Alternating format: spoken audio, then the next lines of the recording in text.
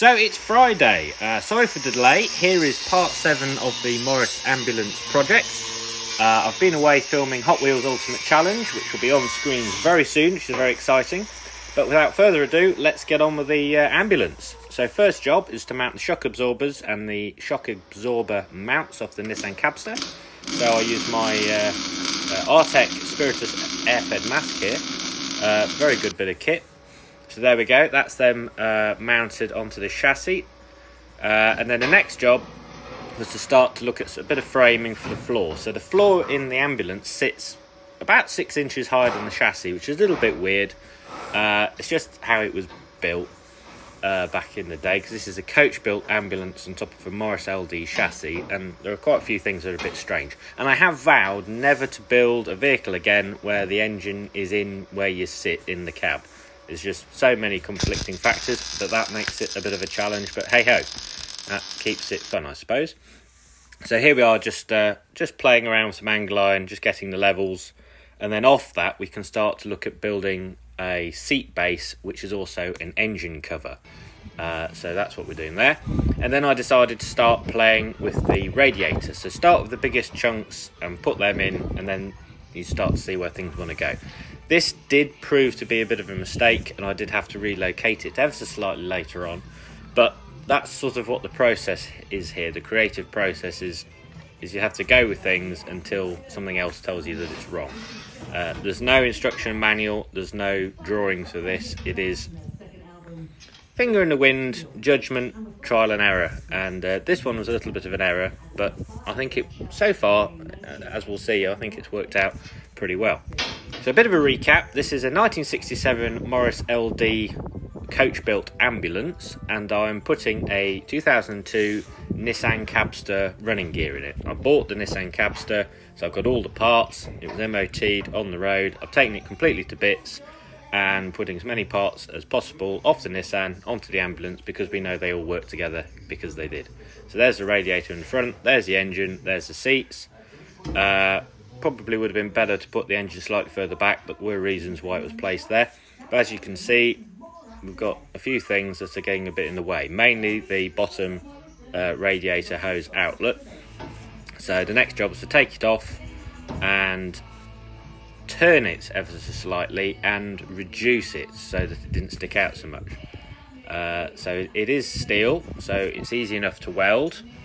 So we took it off, put it in the vise, and we used some tape to get a nice straight edge and set our thickness. And then we cut it happened to be that we cut the thickness of the tape out of it, and then put it back on the ambulance where it wanted to be, clocked it round, tacked it into position, and then took it off again so that we could continuously weld it and grind it up and make it look all pretty.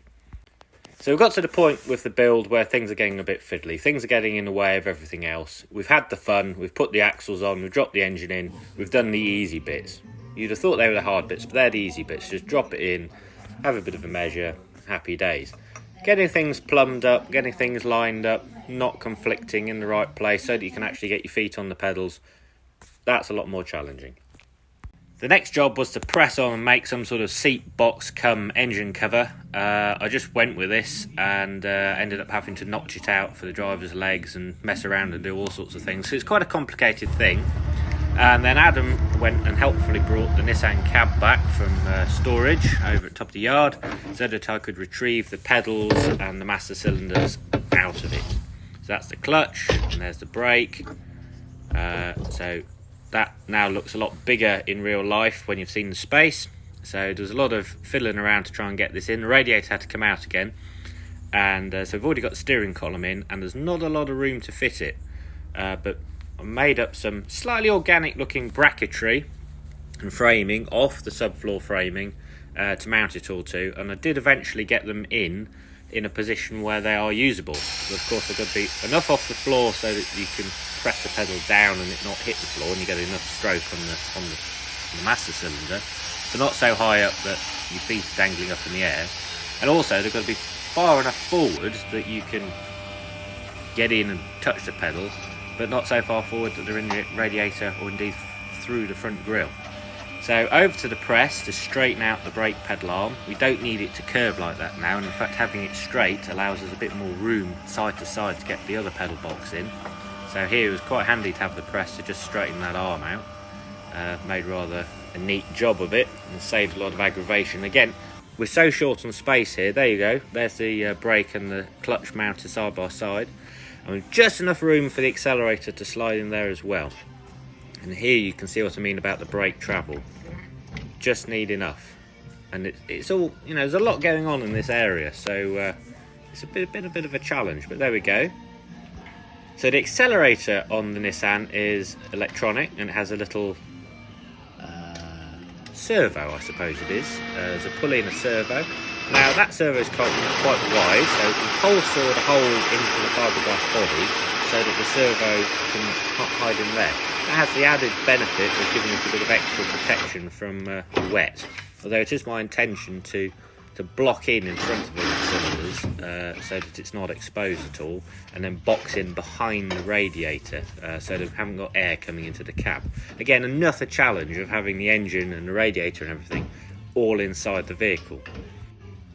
I also made a mistake of ordering some flexible radiator hose for the top and bottom hose, and when it came it looked like it was suitable to run the engine on the Titanic. The wall thickness is ridiculous, so if you know where you can get flexible radiator hose that isn't gigantically thick, please do let me know in the comments. So now it was time to refit the radiator, and for those of you who have OCD, I'm very sorry it's not in the middle, but it makes sense, so I'm okay with it. It's slightly over to the side to give us room for the pedals, and there's plenty of room for it. This is the original Nissan Capster radiator, and now it's time to put the nose on just to check that we've got enough clearance, and there was plenty of room.